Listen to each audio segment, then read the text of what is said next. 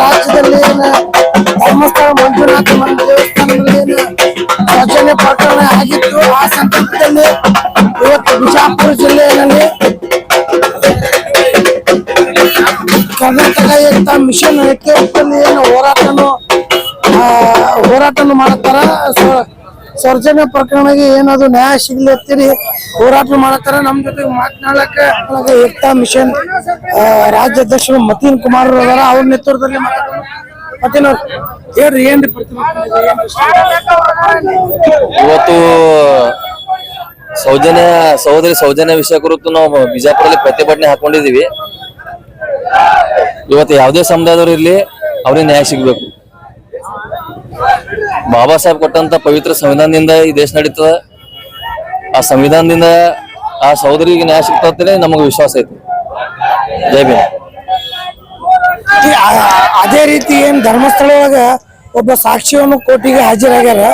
ಸಾವಿರಾರು ಶವ ಪೊಲೀಸರು ಏನು ತನಿಖೆ ಮಾಡತ್ತಾರ, ಅದ್ರ ಬಗ್ಗೆ ನೋಡ್ರಿ, ಆಲ್ರೆಡಿ ಕರ್ನಾಟಕ ಸರ್ಕಾರ SIT ರಚನೆ ಮಾಡಿದ್ದಾರೆ.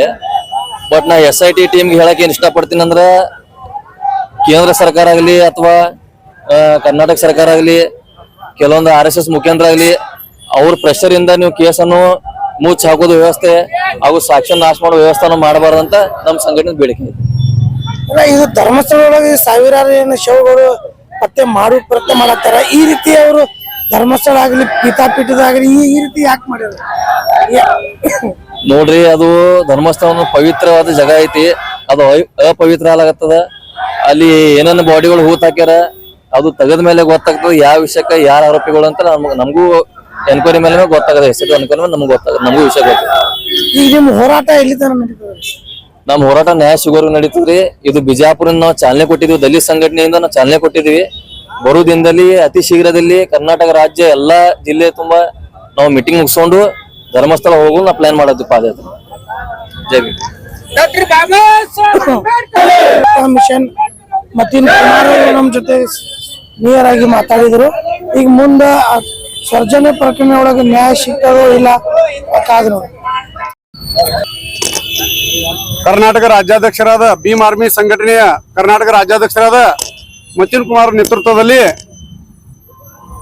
ಏನು ಕರ್ನಾಟಕದ ಜಗತ್ ಪ್ರಸಿದ್ಧ ಒಂದು ಕ್ಷೇತ್ರವೆನಿಸಿದ ಶ್ರೀ ಕ್ಷೇತ್ರ ಎನಿಸಿದ ಧರ್ಮಸ್ಥಳ ಮಂಜುನಾಥ ಗುಡಿಯ ಪರಿಸರದಲ್ಲಿ ಕಳೆದ 30-35 ವರ್ಷಗಳಿಂದ ಆಗಿದ್ದ ಅನಾಹುತಗಳ ಬಗ್ಗೆ, ಅದರಲ್ಲಿ ವಿಶೇಷವಾಗಿ ಸೌಜನ್ಯಳನ್ನು ಕ್ರೂರ ರೀತಿಯಿಂದ ಅತ್ಯಾಚಾರ ಮಾಡಿ ಅವಳನ್ನು ಕೊಲೆ ಮಾಡಿ ಅವಳಿಗೆ ಅನ್ಯಾಯ ಆಗಿದ್ದರ ಸಂದರ್ಭದಲ್ಲಿ ಇವತ್ತಿನ ದಿನ ಭೀಮ್ ಆರ್ಮಿ ಸಂಘಟನೆಯವರು ಸೌಜನ್ಯಳಿಗೆ ನ್ಯಾಯ ಕೊಡಿಸುವ ಸಲುವಾಗಿ ಗಣ ಕರ್ನಾಟಕ ಸರ್ಕಾರಕ್ಕೆ, ವಿಶೇಷವಾಗಿ ಗಣ ಕರ್ನಾಟಕ ಸರ್ಕಾರವು ಈಗಾಗಲೇ SIT ನೇಮಿಸಿದೆ.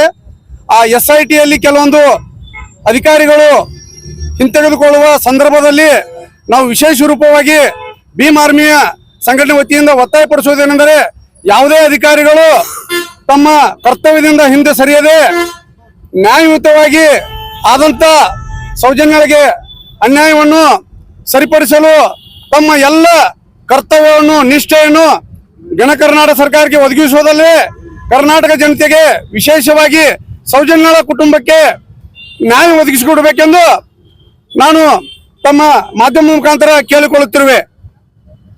ಮಾಧವ್ ಕಾಂಬ್ಳೆ, ಒಬ್ಬ ಭೀಮ್ ಆರ್ಮಿಯ ಕಾರ್ಯಕರ್ತ. लेटेस्ट न्यूज अपडेट्स के लिए YouTube एक्सप्रेस को सब्सक्राइब कीजिए, साथ में बेल आइकॉन को भी क्लिक कीजिए। साथ ही साथ लाइक, शेयर और कमेंट करना ना भूलिए।